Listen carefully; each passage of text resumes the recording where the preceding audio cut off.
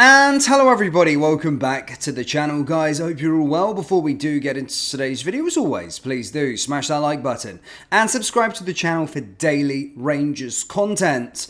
Guys, in today's video, as always, here to bring you up to date with all of the latest Rangers news for the last 24 hours. That includes a James Tavernier exit route emerging. Yes, transfer news, and we'll get to that. Whilst our window's closed, there are other windows open. We'll get to that story a little bit later on in today's video. Whilst also going over a few other bits and pieces within the Rangers space. McCoist has came out and spoke about the gulf between the two old firm sides. And of course, Gerrard has quote-unquote hinted at something. We'll discuss all of those stories, of course. But let's start with McCoist has obviously came out and spoke following the old firm defeat. And was basically asked on the differences between the two, or the gap between the two. And basically said, I can't remember sadly looking at Rangers and Celtic teams and seeing such a bigger gulf, which is a major concern, he said to TalkSport. Celtic have dominated and have been better by a distance, really.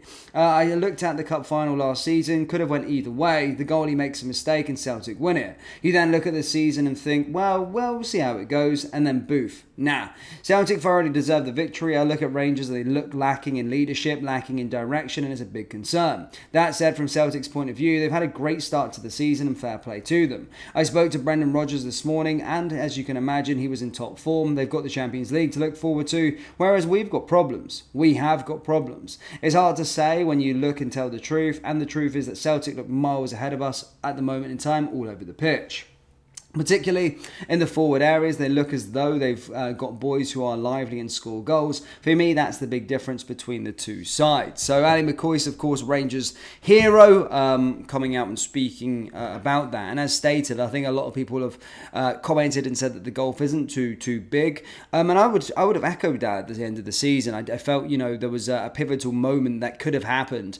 And actually, if you look at the league table with 8 games to go last year, we were in the driving seat for the title with 8 games to go, and ultimately our players lost the title to Ross County away from home, failed to win there, and of course lost to Motherwell at home as well. So we were close to potentially winning a title. So when you look at the gulf towards the end, that was just a few months ago.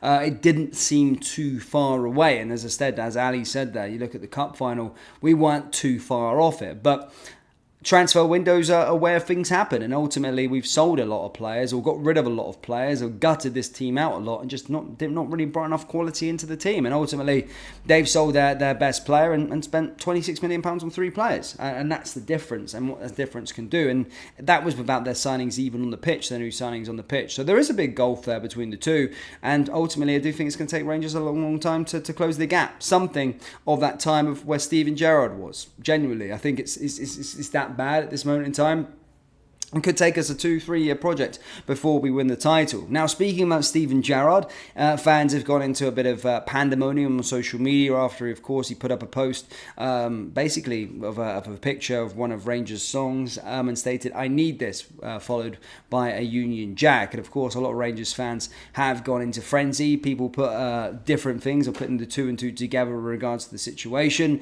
And ultimately some fans were reading between the lines and think that he's looking at hinting to potentially coming back, almost like what Michael Beale did when he knew Giovanni Van Bronckhorst was under pressure. He went up to the Loudon Tavern for a few drinks and went up to a game and all that sort of stuff, and from there the talk started. And some fans are piecing that together, and some fans maybe just look at it, he was at Rangers for a long time, and maybe he just likes the picture and he wants the picture. Either way, again, I look at that situation as that we've got Philippe Clement as our manager at this moment in time.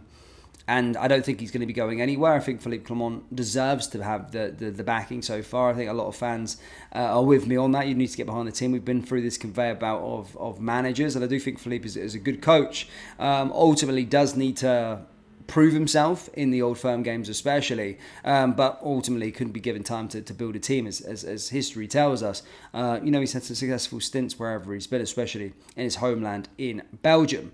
One last thing on Gerrard though is I think sometimes fans are a little bit fickle. When Gerrard left, I think our own fan base were going, well, he's in Celtic win 10 trophies and he only won 1 trophy across 3 years. And ultimately I always said you always got to look at Gerrard's time with context, because Celtic were probably at the height of their powers and Rangers Rangers, well, they were in the mud after that Pedro Canecha season where we lost the sort of progress in the league. There was a lot of work to do. But, I always look at Steven Gerrard's time at Rangers as a different, thing. People always go, well, they won 3 trebles or whatever, or 2 trebles or whatever it was. But for me, it's very different. You always got to look at things in context. And again, the one thing about Steven Gerrard that I really loved was his aura. I think he had aura as a manager, which goes a long way. And I think, he also... You could see this style of play within this team. And another thing is it only took him one Old Firm game to win an Old Firm match, where I think Philippe Clement's now on the back of 5 defeats. Ultimately, Gerrard lost his first one against Brendan Rodgers, we remember, but the second one he won. So he quickly learned how to play against them and had a fantastic record following that. Really had really, really good records against Celtic. And one thing I would say about Rangers under Steven Gerrard is I've never seen Rangers so galvanised as a team. We were so together. The fan base was so together. Even when he was announced in 2018, we kind of need that energy back at the football club in some capacity. Genuinely, we do need that energy back again, because it was such a togetherness. And it was almost like, whilst we didn't win much trophies during that time, you felt that we were getting closer and closer every single time, beating teams like Celtic and beating big teams in the Europa League and doing all those sort of things. You just felt everything was coming and the title was imminent. Whereas at this moment in time under Philippe Clement, I don't necessarily feel the title is imminent. We need to see a lot more.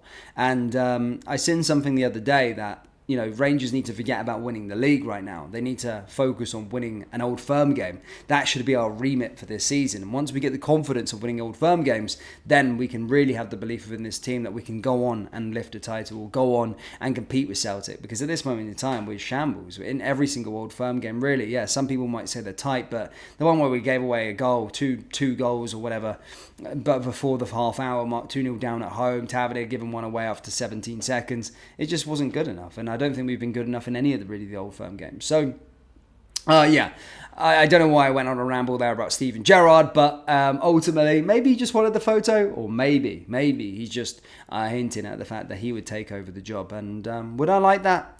Look, I don't know. I don't know if I would like that. I'm not too sure. But that's maybe I'd answer that one for you. Would you take Steven Gerrard back if it didn't work out with Philippe Clement? As stated, let me know down in the comment section below. Now, moving on to our main subject of today's video, guys. James Tavernier exit route has emerged. And basically, reports are basically coming out stating that James Tavernier's representatives have headed out to, or have had talks, official talks, in Qatar and Turkey. Basically, Tavernier could be tempted to now leave Ibrox after being subjected to fan abuse following last weekend's Old Firm game. The defender was subjected to foul-mouthed triad from a fan in particular as he returned from Ibrox with the teammates after the 3-0 loss. And basically, the Rangers skipper was visibly angered by the abuse, of course, directed at him and his teammates, and appeared to shout back at the fans before security intervened. Of course, after this, following this, reports are stating that his representatives are open to negotiations at trying to get a deal done for him before they leave. It's being said that Turkish Super League clubs Fenerbahce, Galatasaray and Istanbul Başakşehir are all showing an interest in the 32-year-old. And also a unnamed team from Qatar. But both of these clubs, of course, Turkish and Qatar, have till the 9th. Well, I think Qatar has till the 9th of September.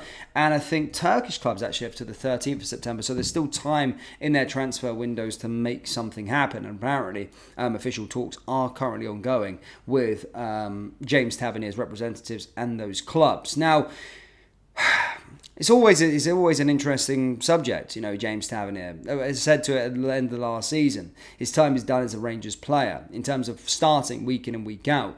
And I thought we had the idea. I thought Philippe Clement doing this gutting would have realised it. But no, he's still within this team, and you've already seen so far at the start of the season that he's going to cost us time and time again, and we need a new right back, and now it's obviously too late because we've left everything too late. So if Tavernier goes out the door, we're just one man less within our team, and some would say, well, actually, to be fair, playing with Tavernier in the team, you're one man down at this moment in time. But we do need another right back. Dujon Sterling, yes, he can play there, but we have no backup to go there either. So we do leave ourselves short. We've left ourselves short, of course, with Danilo's injury. We've left ourselves short in other areas of the park. And ultimately, it's negligence from this Rangers board with regards to the situation in general. So it is disappointing. But again, we'll have to monitor what happens over the next few days with regards to the transfer windows. But apparently there is talks ongoing with his representatives over a potential exit before the Turkish or Qatar deadline day. So wait and see. I'll keep you up to date with regards to the story.